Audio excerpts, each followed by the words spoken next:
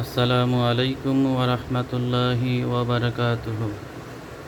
তোমরা সবাই কেমন আছো? আশা করি ভালো আছো। তোমাদের অনুরোধে আজকে আমি স্টার ডেল্টা অধ্যায়ের অঙ্ক করার জন্য একটু লাইভ তোমাদেরকে একটা ভিডিও ক্লাস দিচ্ছি। সবাই একটু মনোযোগ দিয়ে বোঝার চেষ্টা করো। তোমাদের এই অধ্যায়টা আবার রিভাইজ করতে বলছো অঙ্ক, এই জন্য আমি একটু আবার তোমাদের রিভাইজমূলক একটা ভিডিও দিলাম। সবাই একটু বোঝার চেষ্টা করো স্টার ডেল্টার অঙ্ক, হ্যাঁ। যেহেতু তোমাদের পরীক্ষা খুবই সন্নিকটে, তাই আমি আর কথা না বাড়িয়ে সরাসরি অঙ্কে চলে যাচ্ছি। এখানে খেয়াল করো, আমি এই অধ্যায়ের অঙ্ক করার জন্য স্টার এবং ডেল্টা অধ্যায়ের অঙ্ক করার জন্য একসাথে আমি এখানে কিছু সূত্র লিখছি। সবাই একটু বোঝার চেষ্টা করো সূত্রগুলো। স্টার সংযোগের ক্ষেত্রে আমরা প্রমাণ করছিলাম যে স্টার সংযোগের ক্ষেত্রে আইএল সমান আইপি। আইএল মানে হচ্ছে লাইন কারেন্ট, আইপি মানে হচ্ছে ফেজ কারেন্ট। এই দুটো সমান থাকে স্টার সংযোগের ক্ষেত্রে, ঠিক আছে। আর ভিএল সমান সমান √3 ভিপি হয়, মানে লাইন ভোল্টেজটা ফেজ ভোল্টেজের √3 গুণ হয়। এটা হচ্ছে স্টার সংযোগের ক্ষেত্রে, ক্লিয়ার। এবার হচ্ছে ডেল্টা সংযোগের ক্ষেত্রে আমরা প্রমাণ করে কি পাইছিলাম? ডেল্টা সংযোগের ক্ষেত্রে প্রমাণ করে পাইছি আমরা ভিএল সমান সমান ভিপি, মানে লাইন ভোল্টেজ সমান ফেজ ভোল্টেজ। লাইন ভোল্টেজকে আমরা ভিএল দ্বারা প্রকাশ করি, ফেজ ভোল্টেজকে আমরা ভিপি দ্বারা প্রকাশ করি, ওকে। এরপরে আমরা প্রমাণ করে পাইছি ডেল্টা সংযোগের ক্ষেত্রে যে আইএল সমান সমান √3 আইপি। আইএল মানে হচ্ছে লাইন কারেন্ট, ফেজ কারেন্ট হলো আইপি। এই ফেজ কারেন্টের √3 গুণ হচ্ছে লাইন কারেন্ট, ক্লিয়ার। তাহলে আমরা এই যে দুই অধ্যায় থেকে এই প্রমাণ করছি, এই দুইটা প্রমাণ খুবই ইম্পর্টেন্ট। এই দুইটা প্রমাণের একটা প্রমাণ পরীক্ষায় থাকার সম্ভাবনা 99%। এই দুটার মধ্যে যে কোনো একটা প্রমাণ থাকার সম্ভাবনা 99%, ঠিক আছে।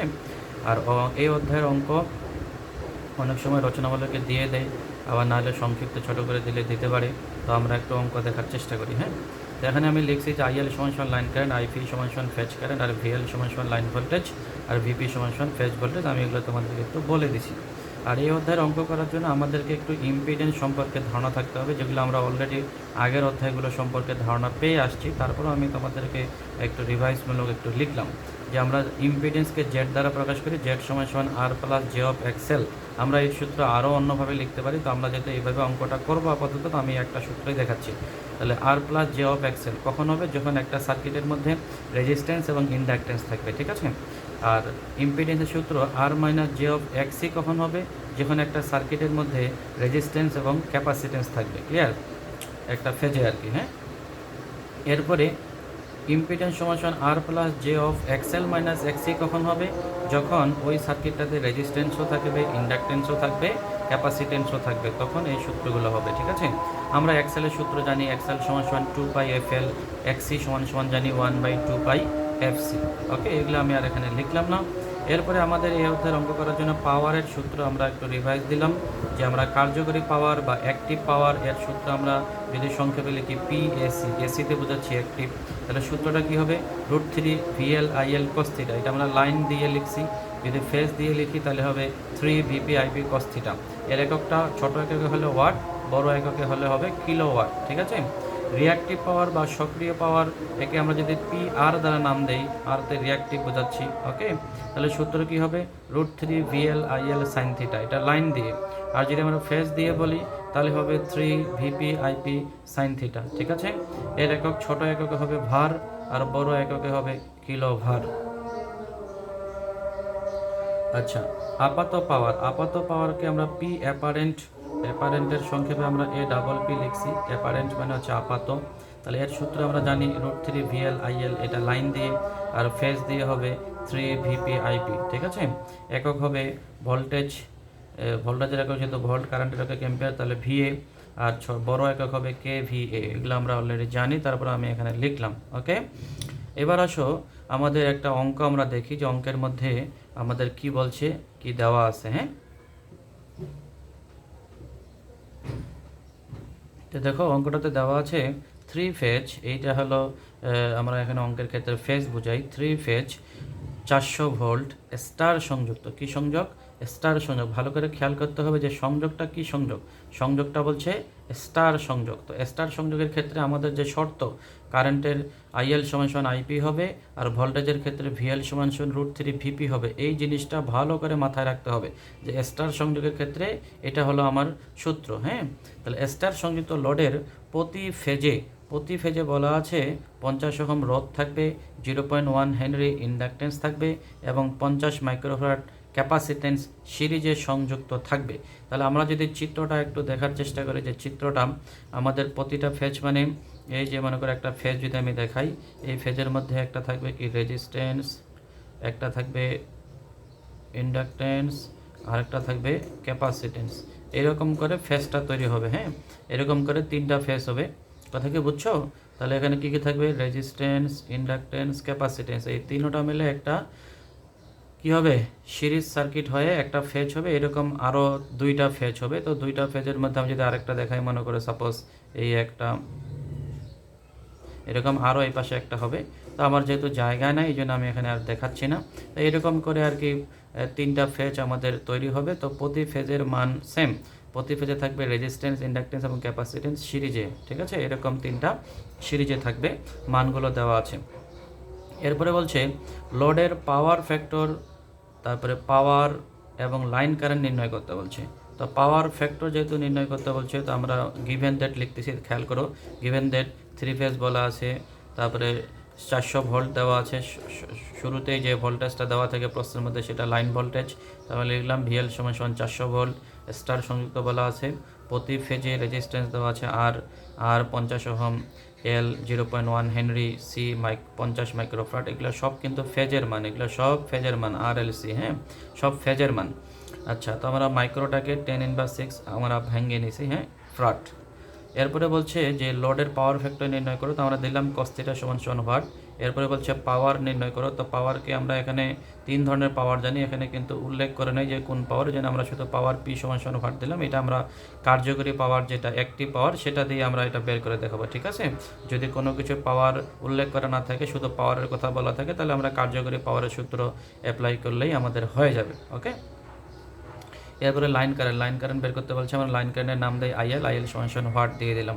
এই ছিল আমাদের প্রশ্নে এই সব মান দেওয়া আছে।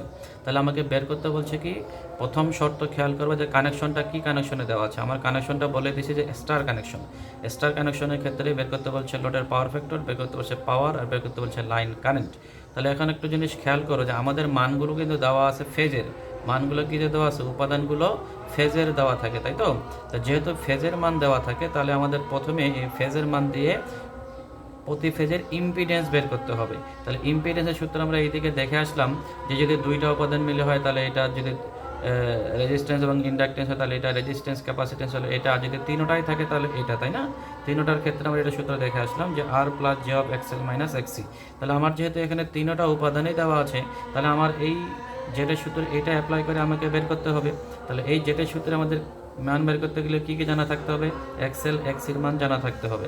তো আমি লিখলাম XL = 2πfL, 2πf এর মান বসাই দিলাম 50। যদি f এর মান দেওয়া না থাকে আমরা 50 ধরে নিব। L এর মান দেওয়া আছে 0.1, এটা আমরা ক্যালকুলেশন করে এটা পেলাম।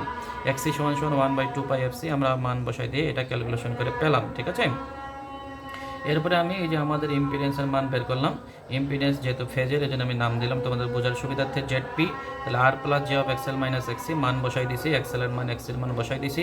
বসাই দিয়ে এটা পেয়েছি প্রথমে, এটা থেকে আমরা রেক্টেঙ্গুলার ফর্ম থেকে পোলার ফর্ম করে নিয়ে রাখছি, হ্যাঁ, এত ওহম। ঠিক আছে, আচ্ছা, তো আমাদের বের করতে বলছে কিন্তু 3টা জিনিস। তো আমাদের শুরুতেই আমরা জেড দিয়ে আমরা ভোল্টেজ দিয়ে আমরা কারেন্ট বের করতে পারবো। যেহেতু আমাদের মানগুলো প্রতি ফেজের দেওয়া আছে, খেয়াল করবা, যেহেতু আমাদের প্রতি ফেজের মান দেওয়া আছে, তাহলে আমাদের প্রথমে ফেজ কারেন্ট বের করবো। আমরা প্রথমেই ফেজ কারেন্ট বের করবো, যেহেতু মান ফেজের দিয়ে, তাহলে আমরা ফেজ কারেন্ট বের করবো। ক্লিয়ার? তাহলে আমরা জানি I = V/Z। তাহলে ফেজ যেহেতু, তাহলে IP = VP/ZP। আরেকটা জিনিস খেয়াল করো, যেহেতু আমার এখানে সংযোগটা দেওয়া আছে স্টারের ক্ষেত্রে আমরা জানি VL = √3 ভিপি।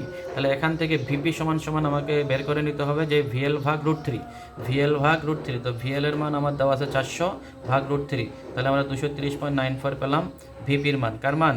আমরা ভিপির মান পেলাম 230.94। ওকে, যেহেতু আমাদের এটা স্টার কানেকশন, এই জন্য আমাদের কী করতে হবে, VL থেকে ভিপির মানটা বের করে নিতে হবে। ক্লিয়ার?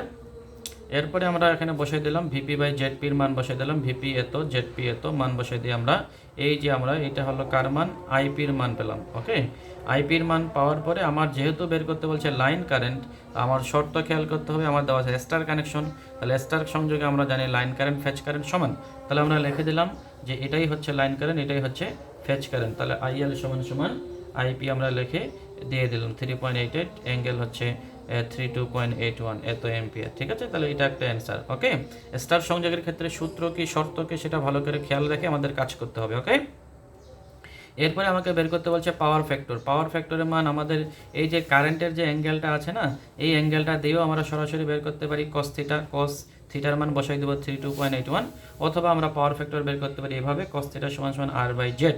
তাহলে আমরা এখানে আর বাই জেড দিয়ে করছি, আর এর মান বসাইলাম 50, জেডের মান বসাইলাম 59.49, মান পেয়ে গেলাম 0.84, এটা হলো পাওয়ার ফ্যাক্টরের মান। কেউ যদি এইভাবে করে যে এই যে কারেন্টের যে অ্যাঙ্গেলটা আছে সেটা দিয়ে করে, তাহলে এইভাবে বের করবা কস থিটা, থিটার মান বসাবো 32.81, তাহলেও এটা বের হয়ে যাবে 0.84।